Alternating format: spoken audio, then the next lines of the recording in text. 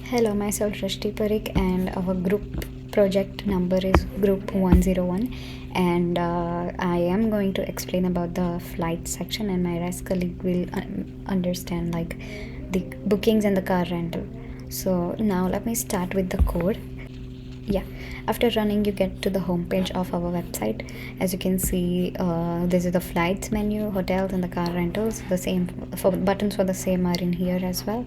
So let me try with the flights. If I click on the view flights, I can reach to this home page, and so same for the, if I click on the flight button, I'll be directed to the same page. So now the functionality that I've added to the flight section starts with the adding a flight, details, book and delete, and you can search it as well. From the user end, we won't give them the add button or the delete button as it's not in their hand. But just to show the functionalities, I've added the add button and the delete button. So now let's just try first adding a new flight. So after clicking on the add flight, I get directed to the create page where let me add a flight with let's say XYZ 234, origin be Toronto, the destination be Mumbai, and the year be 2024, second month, and date be 12, and let's say time be 10 p.m. So now let me do the same for the arrival time as well, 13, and then let it be 1, 23, and let it be p.m. Let me do it $120, and that's all. If I click on the create button, the same flight is added at the end, that is XYZ 234 from Toronto to Mumbai, and this is the time for the same. If I click on the details, I'll get the details for the flight which I've selected. If I click on the book, it will ask me for the confirmation if I want to book this flight or not. If I click on OK, it shows me the confirm booking page with my ID, which is 67, and the flight details. So if I go back to the flights and I go to the booking page, for the booking page I can see my booked ID 67 for the flight, and this is the time on which I've made the booking. This is the price as well. If I click on the details, I'll be able to see the details for the flight.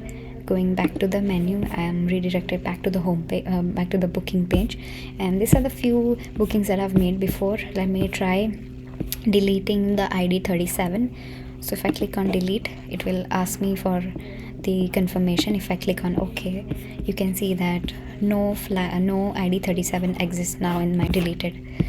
Let me go back to the flights. As you can see, the details, and if the booking, I should already show you the booking. I've done the add flight as well. If I click on deleting a flight, let's delete AC 100 flight. If I delete, it will ask me for the confirmation, and you can see the AC 100 flight number is not there. So these things won't come on the user end because it's, of course, the database, it's in the back end, and we won't be able to, any user won't be able to do that. So if I try searching anything, let's say Toronto or just the TOR, if I search it, I'll get the flight which has the origin, destination or flight number any containing the word TOR. So yeah, here it is. I can also search for any flight, let's say AC101. So if I search it, I'll get the same flight number for which I've searched for. If I go back to the list, I'm redirected back to the index of the flights menu. So now let's further see the code. As you can see that I've made the index.cs, HTML, details, delete, create, confirm book, and book. So these are the code that I've done. I'm running short of time. It's okay. But this is my flight controller as well, with all the actions that I've made, the book, the search one for the create, the index, the find, everything.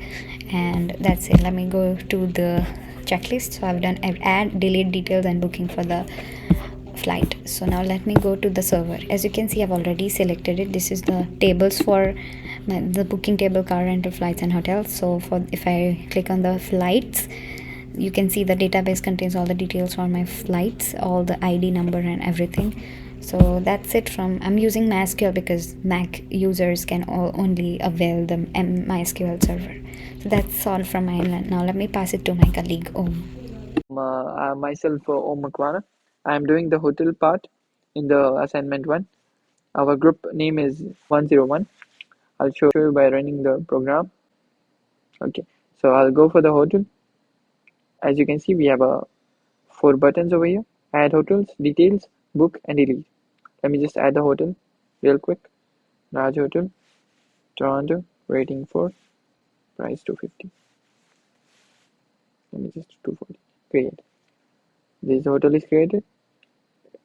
You can see the details: name, location, rating, price per night, available. You can book the hotel. Are you sure you want to book this hotel? If you press OK, booking is confirmed with the ID of 65. Okay, over here you can see there's a ID of 65, and the hotel, it's a service type, it's hotel.